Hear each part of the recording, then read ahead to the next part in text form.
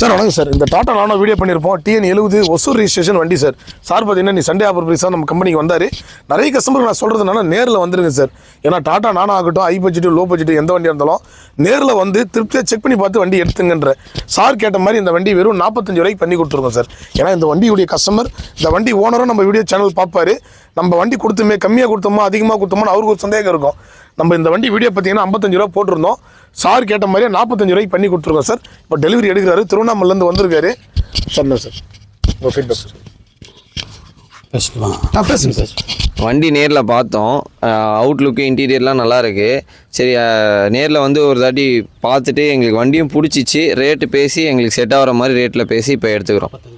அதான் அவர் 55 சொன்னார், நாங்கள் 45 கேட்டோம். ஃபைனல் பண்ணி கொடுத்துட்டாரு. அட்வான்ஸ் பண்ணியிருக்கோம். ஒரு 10 டேஸ் கழிச்சு கார் எடுத்துக்கலான்ற மாதிரி இருக்கும். ஓகேங்களா சார்? அதே மாதிரி பார்த்தீங்கன்னா அபிகாசை பொறுத்த வரைக்கும் நேரில் வரவங்க தான் சார் ஃபஸ்ட்டு முன்னுரிமை கொடுப்போம். ஏன்னா நேரில் வந்து செக் பண்ணி பார்த்து எடுத்துக்கிறாங்கனாக்கா அவங்க விருப்பப்பட்டு எடுக்கிறாங்க சார். ஏன்னா நிறைய பேர் வந்து அட்வான்ஸ் போகிறேன்றாங்க. ஒரு 1000 ரூபாய் அட்வான்ஸ் போகிறேன், 2000 ரூபாய் அட்வான்ஸ் போகிறேன்றாங்க. ஒரு 3 நாள் 4 நாள் கழிச்சு வரேன்றாங்க. ஏன்னா அந்த மாதிரி நம்ம கம்பெனி அப்செட் பண்ணுறதில்ல சார். ஒரு எமர்ஜென்சிக்கு தான் பழைய வண்டி வந்து கஸ்டமர் கொடுக்குறாங்க. சார் பாருங்கள், இப்போ 10 நாள் டைம் கேட்டிருக்காரு. ஆனால் ஈவினிங்கு இல்லை நாளைக்கு கூட எடுத்துப்பார்.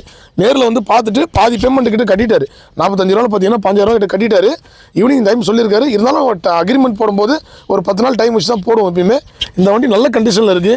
அதே மாதிரி சார் மனசுக்கு ஏற்ற மாதிரி பண்ணி கொடுத்துருக்குறோம். இதே மாதிரி இன்னொரு நானும் இருக்குது பாருங்கள் சார்.